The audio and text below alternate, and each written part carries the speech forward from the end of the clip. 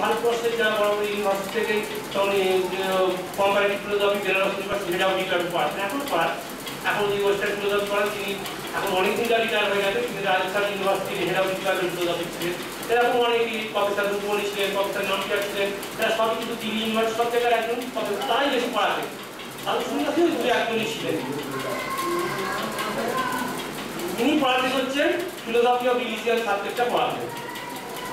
কিন্তু উনি যখন পড়াতেন, আরো যারা লেকচারার ছিলেন ওরা আসতেন, ওনারা আমাদের চেয়ে বেশি অ্যাক্টিভ হয়ে শুনতেন। সেই কথা নয়, লেকচারের পরে সবাই মানে এমনই মুক্ত হয়ে যেত, কিন্তু এইটাই সবার মধ্যে প্রশ্ন ছিল উনি কেন সন্ন্যাসী হলেন, কেন পরে প্রফেসর হলেন।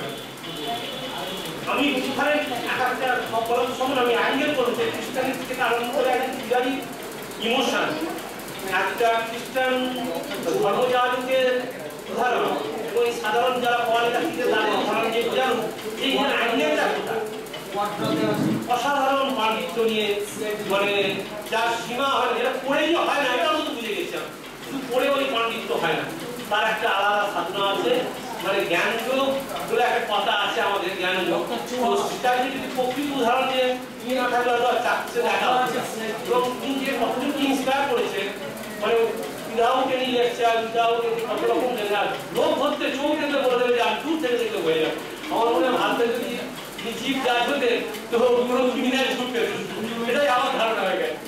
তো এই ধরনের কথা বলে আমি বলছি যে এই স্পিরিচুয়াল সম্বন্ধে এই প্ল্যাটফর্মটা আমি ইউজ করছি, যারা আছে ইমোশন এবং অন্ধবিশ্বাসে আছে, উনি আমাকে প্রমাণ করে দিয়েছেন অন্ধবিশ্বাসের কোনো ব্যাপার নেই। হ্যাঁ, যে জ্ঞানটা কোথায় ভক্তিতে কালমিনেট হয়, জ্ঞানটা ভক্তিতে মানে মিশে যায়, তা উনি দেখছেন জ্ঞান থেকে কিভাবে ভক্তি আসতে পারে, এবং সেই ভক্তিটা যে আসল ভক্তি সেইটা আমি বলতে চাইছি যে এই জিনিসটাকে আমরা সংস্পর্শে নিয়ে আসলে তো এই জিনিসটা অন্তত আমরা সাধারণত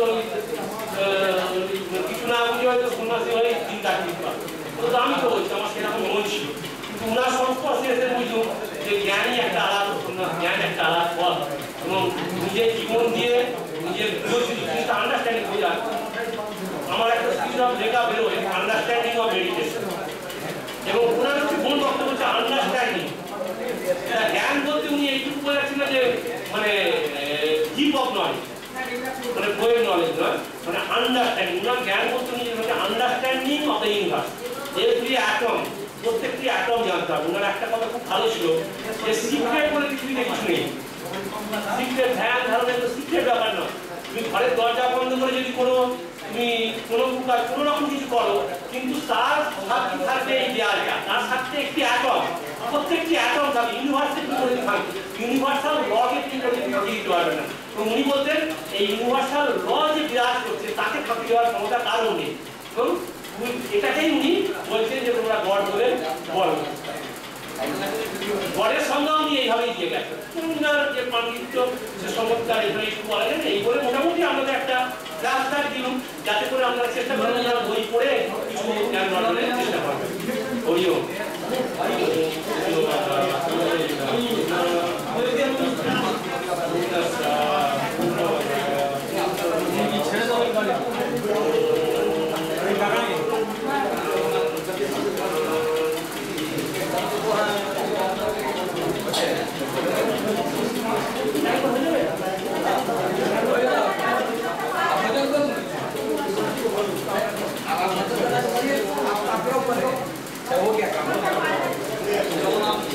अच्छा इसलिए ये